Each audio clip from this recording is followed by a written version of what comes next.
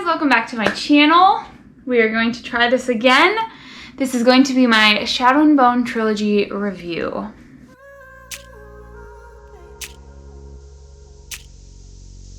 So, I recently read the Shadow and Bone Trilogy by Leigh Bardugo, and I really enjoyed it. I've already filmed this video one time and lost the footage, so we're here doing it again, and I hope I remember everything that I had said. I'm going to give this a very spoiler-free review, but once that happens, I might go into a little bit more of a spoilery kind of review, giving my opinions on like certain events and certain characters and all of that jazz. So, let's get started. So, this is obviously a trilogy, so there are 3 books in the series. I gave each of them 4 stars, so the overall rating for the entire series is 4 stars for me. This is a young adult Russian-inspired fantasy trilogy, and I actually really love that. I think that is so unique, and it is really fun to read about. So let's go ahead and get into the first book. So the first book is Shadow and Bone.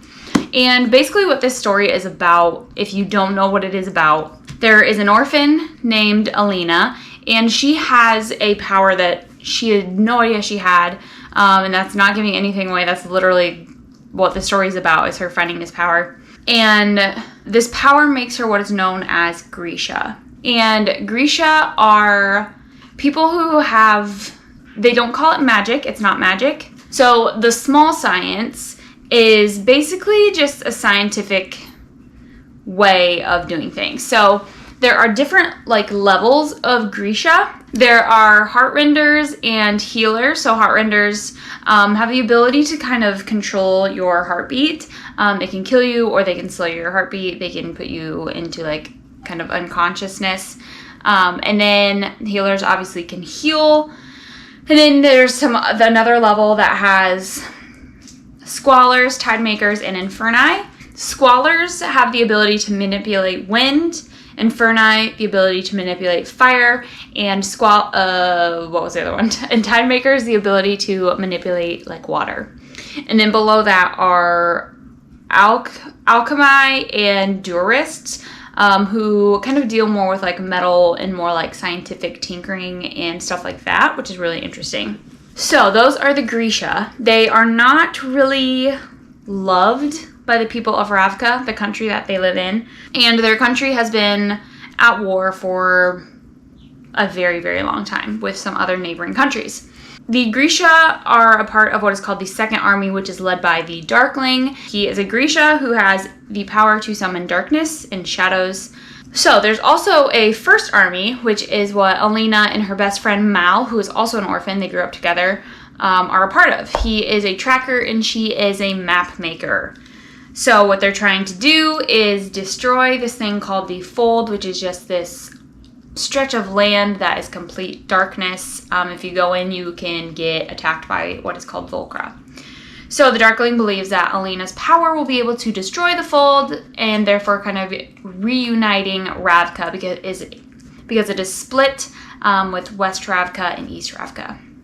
So that is kind of just a really broad overall kind of quick idea of what this book is and kind of introducing you to Grisha and stuff. I won't really go into detail about the other 2 because that'll just give away what this book is, and I don't want to do that for anyone. There are a lot of good characters, though. That's something I really enjoyed about this book, is the characters. I liked Alina.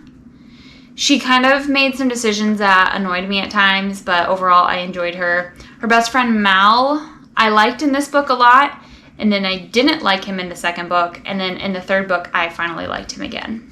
I think the idea of the small science is really interesting. There is a little bit of magic, technically, in the series, but it is not like their normal. The magic is kind of an abomination versus what the small science is. So, super interesting. This book could have been a standalone, and the author actually hey, get out of there. The author actually wrote it as it could be a standalone, because she wasn't really sure if there were going to be 2 other books or not.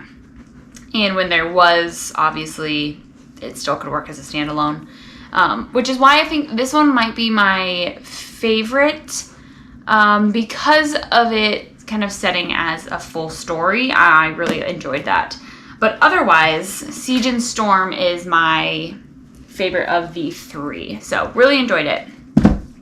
So I think that is pretty much my review of the series, as spoiler-free as I can get. It was a really easy read. The chapters were good pace, and it was just really interesting. It wasn't too complicated and complex. And I think because it was young adult, it made it a lot easier to read as well. So that is that. Really enjoyed it. Highly recommend this series. Also, I wanted to read this series before the TV show came out, so I read the first book before, and then I read the second 2 after. And I kind of wish that I would have read all 3 of them before watching it, but it ended up being okay. There were just like a couple tiny minor scenes that came from the other 2 that were in the series, which to me, it's fine. I don't like when things steer off too much. And it really didn't. It's not even a big deal. I'm probably making it a bigger deal than it is. Now, for the other 2, it gets interesting because I have never annotated before, and I annotated these 2. I will tell you what the colors represent because it's pretty straightforward. So for annotating, the blues are basically just anything that had to do with the plot, the story itself. Pink was for Alina. Yellow was for side characters. Any moment I thought one of the side characters said something funny or just very unique for them, I really enjoyed. The green is for Nikolai, and the orange is for Alina and Nikolai scenes. I didn't put any orange in this because I forgot that I was using orange. Before I get into this, you guys, spoilers from now on, just you're warned. So, Siege and Storm, probably my favorite of as a trilogy. I was very surprised that they found the second amplifier right away. That kind of was shocking to me, especially knowing that there were 3, and I figured the third one would be in the 3rd book. So I was kind of just like, is this going to be a really long book? Is it going to drag? I'm kind of confused.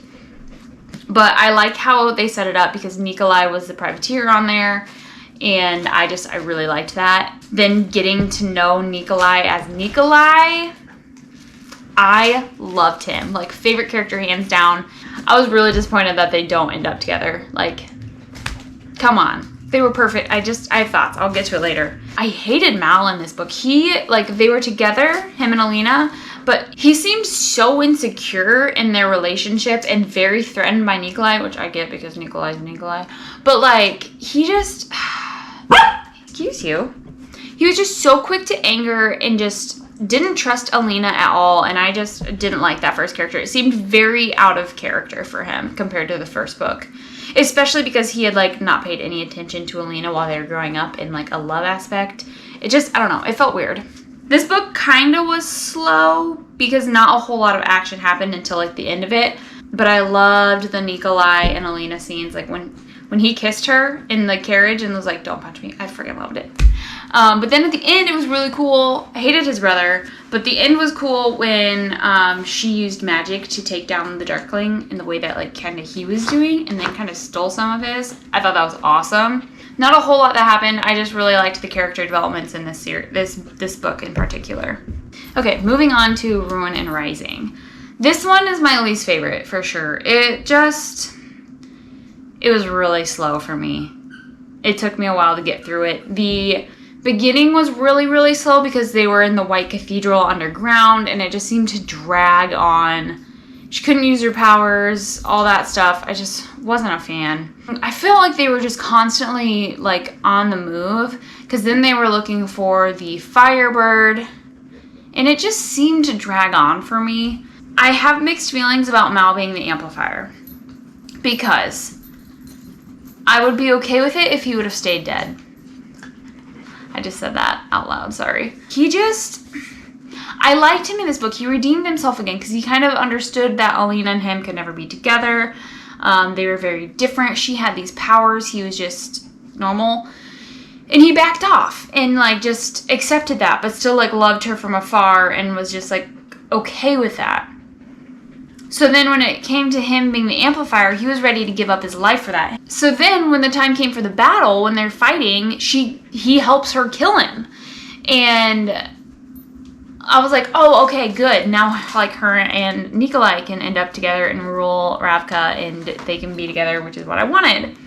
But then he freaking came back to life, and I was I didn't like that. So I was disappointed, but it's okay. The one thing that redeems the book is, like, my copies all had a Q&A with the author at the end, so I read those, and she kind of explained it, that, like, Alina wasn't going to have her powers, and so they could end up together and stuff. But it just felt like Alina got ripped off of not being able to have her powers.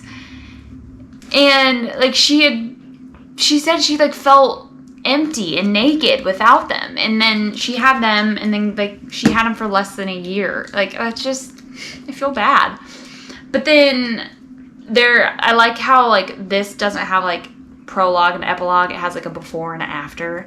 And in the after, it kind of talked about how Alina and Mal run the orphanage and that they still see their friends and all that, which I loved their group of friends. Like, I loved them. Loved Jinya's character arc. I loved her so much. And David, I love David. Some of the yellows that I marked are him because he just absolutely blossomed in this series, and I loved it so much. Zoya had her moments. She got better. Hated her in the first book. Didn't really love her in the second book, but I do love her in this one. It's just so good. Another thing I hated was, like, Nikolai was absolutely the best character, hands down. No doubt about it. But the fact that he was so good, and then in this book, the Darkling made him into a monster, and then we, like, didn't see him for the rest of this book. So I was just really disappointed by that. So, I don't know. Great. It was a great story. It makes me really, really, really want to read Six of Crows because I've been watching the show and they kind of cross over together, which I think is amazing. But it also really makes me want to read King of Scars because that's all about Nikolai. And we know my thoughts on Nikolai. I love him. So really enjoyed this series overall. Like, really enjoyed it.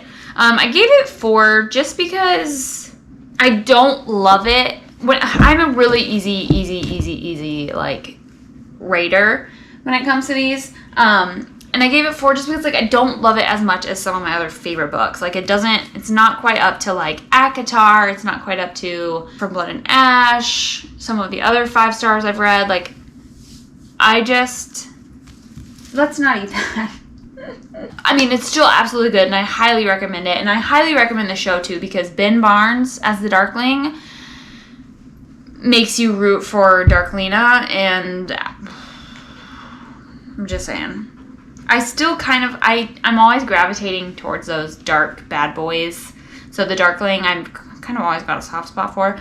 And that's another thing that Leigh Bardugo talked about in the Q&As, is that she wrote him to be, like, that kind of charming, charismatic, kind of seducing character. And Ben Barnes portrayed that great. Overall, absolutely loved this series. I feel like I'm forgetting some of the stuff that I said the first time I filmed this, but I guess it is what it is. I think I've said everything that I've wanted to say. Have you read this series? Do you love it? I know it's been around since literally 2014. But I just got into it, so I'm here. I want to get more into the Grishaverse. Like, I want to get into Six of Crows because it's set in the same world. It's just on the other side of the fold, and I want to see how they kind of cross over in little ways. Like, I love that. So, have you read both series? Which one do you like more? What are you eating? Did you like one over the other? I've heard Six of Crows people tend to like more than Shadow and Bone, so I don't know. But I'm really excited to get into King of Scars too because I want more Nikolai. Dude! I want more Nikolai. Anyway, that's it for this video, you guys. Ouch. I gotta get out of here. This dog's driving me crazy. I hope you guys have a fantastic week, and I will see you guys in my next video. Bye!